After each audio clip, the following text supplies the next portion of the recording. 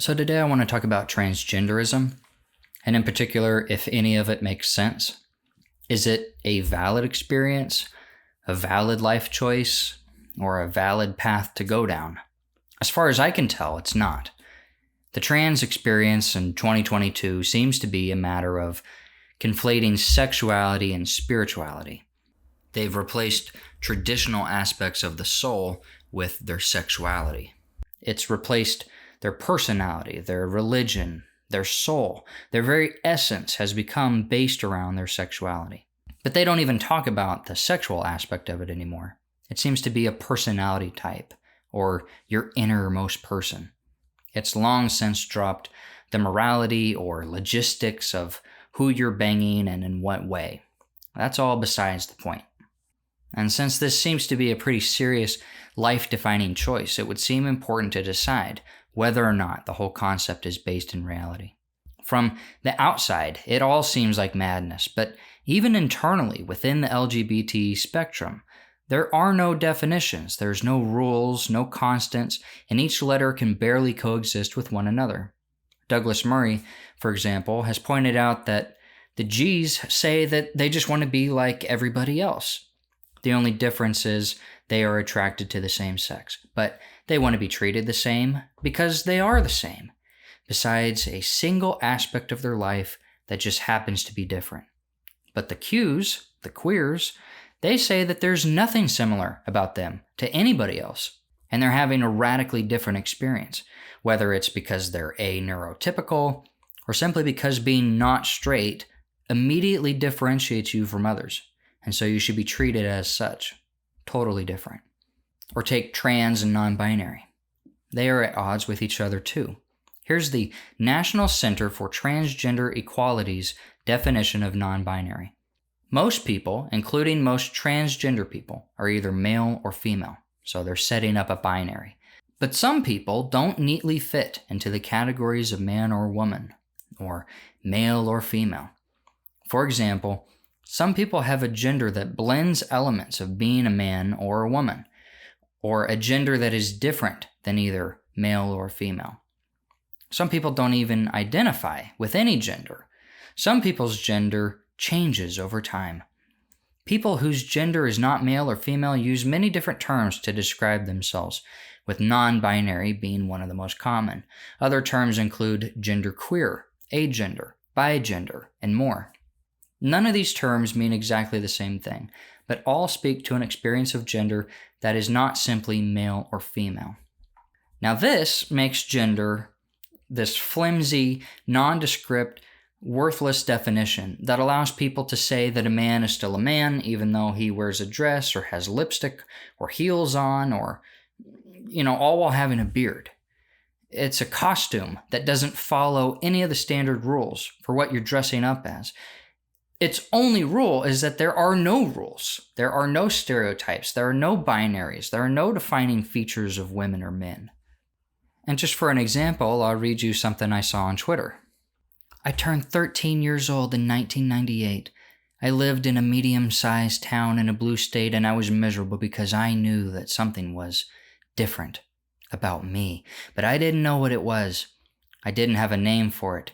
I didn't understand. I was, quote, unquote, a girl, I guess. But it felt strange. Like a Halloween costume.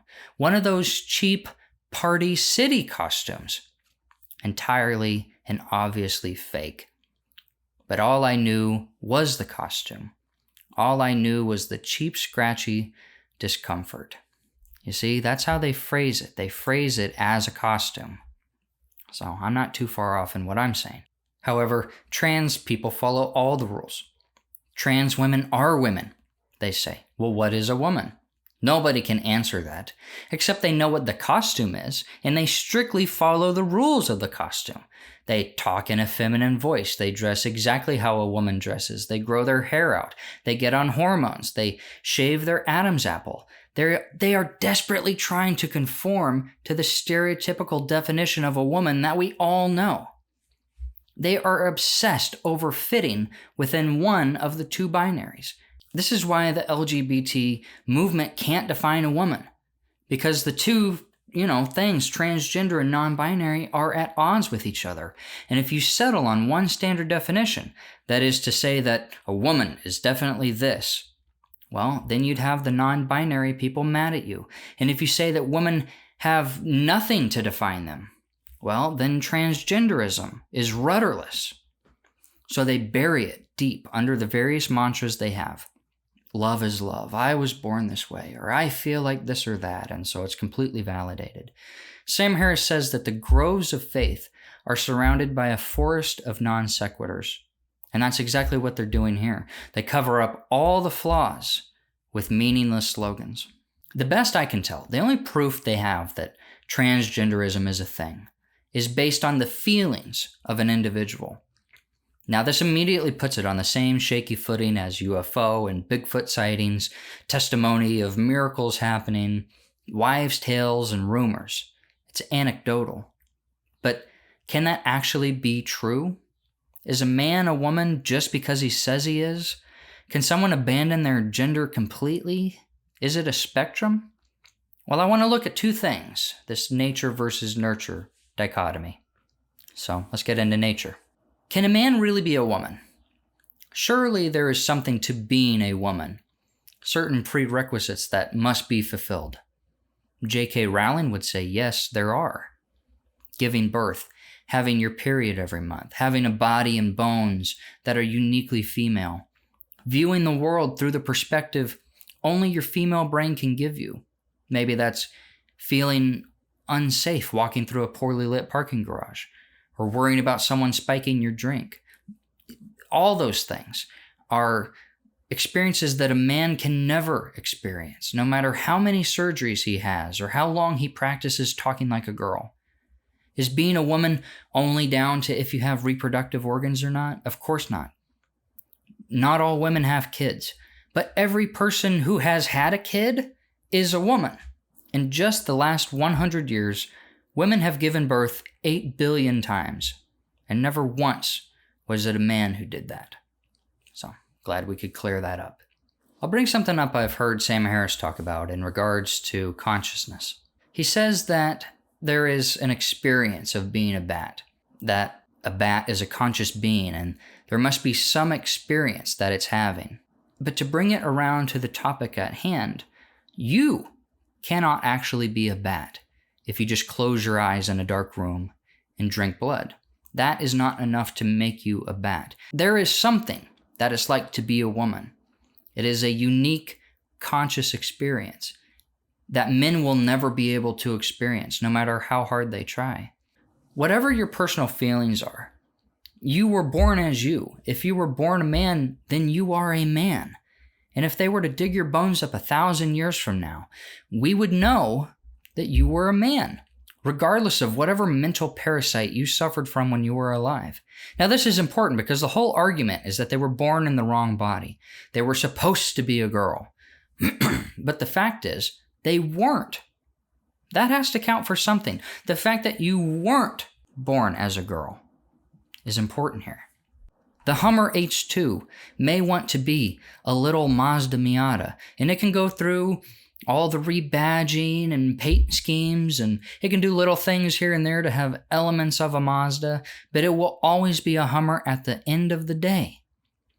You can wish you were a superhero. You can dress like a superhero, but all of that ignores the fact that you are not a superhero, and you weren't born as one, or born into a universe where being one is a possibility. And you don't become a superhero by saying insane things like, well, non-superheroes are superheroes, or pretend superheroes are superheroes.